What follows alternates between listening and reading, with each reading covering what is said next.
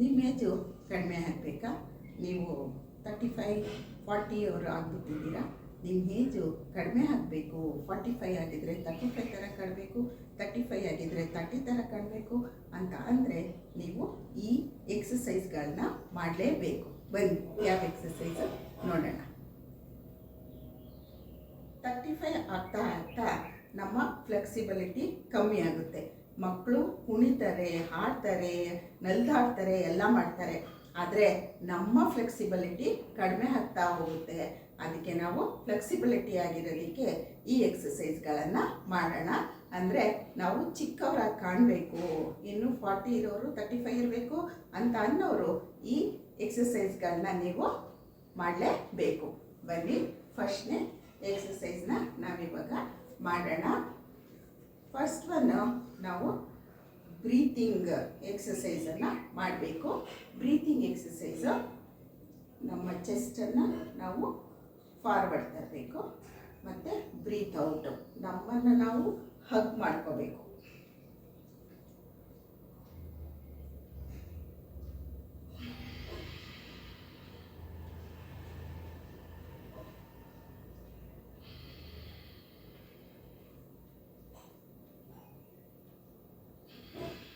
ಹತ್ತು ಸಲ ಮಾಡಬೇಕು. 4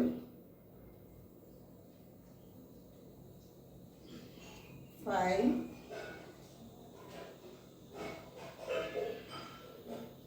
6 7 8 9 10. ಈ ಥರ ನಮ್ಮನ್ನು ನಾವು ಹಗ್ ಮಾಡ್ಕೋಬೇಕು. ಉಸಿರಾಟದ ಕ್ರಿಯೆ, ಮೇಲೆ ಹೇಳ್ಕೊಳ್ಳೋದು ಮತ್ತು ಕೆಳಗೆ ಬಿಡುವಂಥದ್ದನ್ನು ಮಾಡಬೇಕು. ಮತ್ತು ಸೆಕೆಂಡ್ ಎಕ್ಸಸೈಸ್ಗೆ ಹೋಗೋಣ.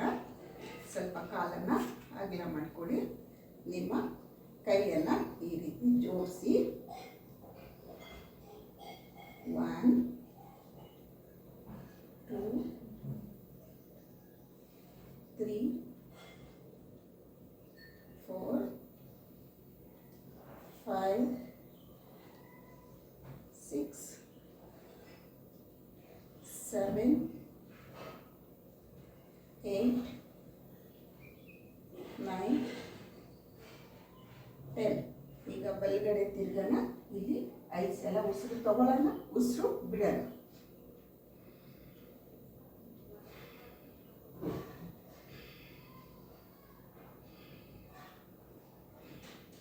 ಈಗ ಸೆಂಟರ್ಗೆ ಬರೋಣ. ಲೆಫ್ಟ್ ಸೈಡು ಟ್ವಿಸ್ಟ್ ಮಾಡೋಣ. ಇಲ್ಲೂ ಸಲ 5 ಸಲ ಉಸಿರನ್ನು ತಗೊಳ್ಳೋಣ, 5 ಸಲ ಬಿಡೋಣ.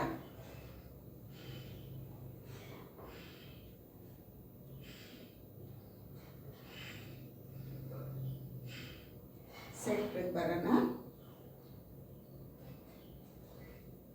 ಈಗ ನೆಕ್ಸ್ಟ್ ಎಕ್ಸಸೈಸ್ಗೆ ಹೋಗೋಣ. ಮತ್ತೊಂದು ಎಕ್ಸಸೈಸು ಪಕ್ಕನ ಮತ್ತು ಸೊಂಟ ಇಟ್ಕೊಳ್ಳೋಣ.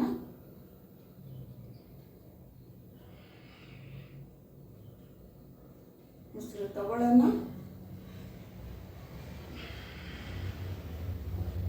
ಇನ್ ಔಟ್, ಇನ್ ಔಟ್. 4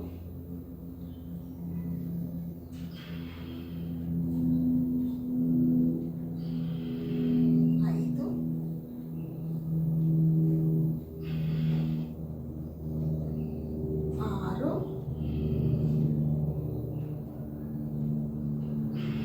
7 8 9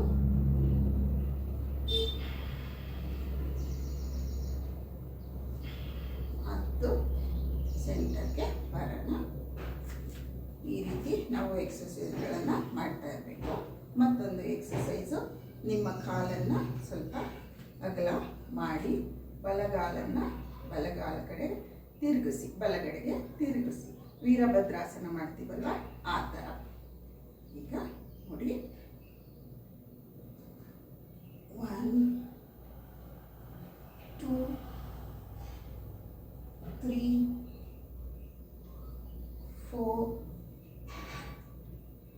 5 6 7 8 9 10. ಈ ಥರ ನಾವು ಬಲಗಡೆ ಮಾಡಿದ್ವಿ. ಈಗ ಎಡಗಡೆ ಮಾಡೋಣ.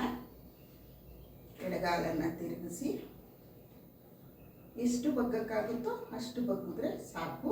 ತೀರಾ ಓವರಾಗಿ ಏನು ಮಾಡೋ ಅವಶ್ಯಕತೆ ಇಲ್ಲ. 1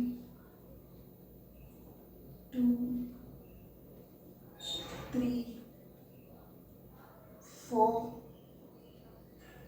5 6 7 8 9 10. ಈ ರೀತಿ ಮಾಡ್ಕೋಬೇಕು. ಈ ಎಕ್ಸಸೈಸ್ ಆಯಿತು. ಈಗ ಮತ್ತೊಂದು ಎಕ್ಸಸೈಸು. ಈಗ ಕೈ ಕಾಲು ಸೊಂಟ ಎಲ್ಲದಕ್ಕೂ ಎಕ್ಸಸೈಸ್ ಆಯಿತು. ಈಗ ನಮ್ಮ ಹಿಪ್ಗೂ ಸಹ ಎಕ್ಸಸೈಸನ್ನು ಮಾಡೋಣ.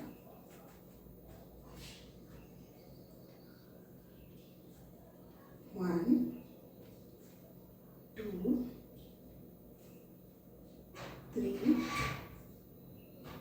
4, 5, 6, 7, 8, 9, 10.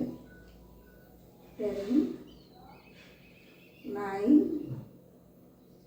8, 7, 6, 5, 4, 3, 2, 1. ನೋಡಿ, ಈ ರೀತಿ ನಾವು ಕೈಗೆ ಕಾಲಿಗೆ ಸೊಂಟಕ್ಕೆ ಎಲ್ಲದಕ್ಕೂ ಎಕ್ಸಸೈಸನ್ನು ಮಾಡಿಕೊಂಡ್ವಿ.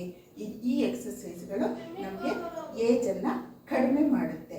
ನಾವು ದಿನ 5-5 ನಿಮಿಷ ಮಾಡ್ತಾ ಇದ್ದರೆ ಈ ನಮ್ಮ ಮುಖದಲ್ಲಿ ಗ್ಲೋನು ಬರುತ್ತೆ ಮತ್ತು ಏಜು ಸಹ ಕಡಿಮೆ ಥರ ಕಾಣುತ್ತೆ. ಈ ವಿಡಿಯೋ ನಿಮ್ಗೆ ಇಷ್ಟ ಆಗಿದರೆ ಒಂದು ಲೈಕ್ ಮಾಡಿ, ಶೇರ್ ಮಾಡಿ, ಕಮೆಂಟ್ ಮಾಡಿ, ಸಬ್ಸ್ಕ್ರೈಬ್ ಮಾಡೋದನ್ನು ಮರಿಬೇಡಿ. ಮತ್ತೊಂದು ವಿಡಿಯೋದೊಂದಿಗೆ ನಾನು ನಿಮ್ಮನ್ನು ಭೇಟಿ ಮಾಡ್ತೀನಿ. ನಮಸ್ತೆ.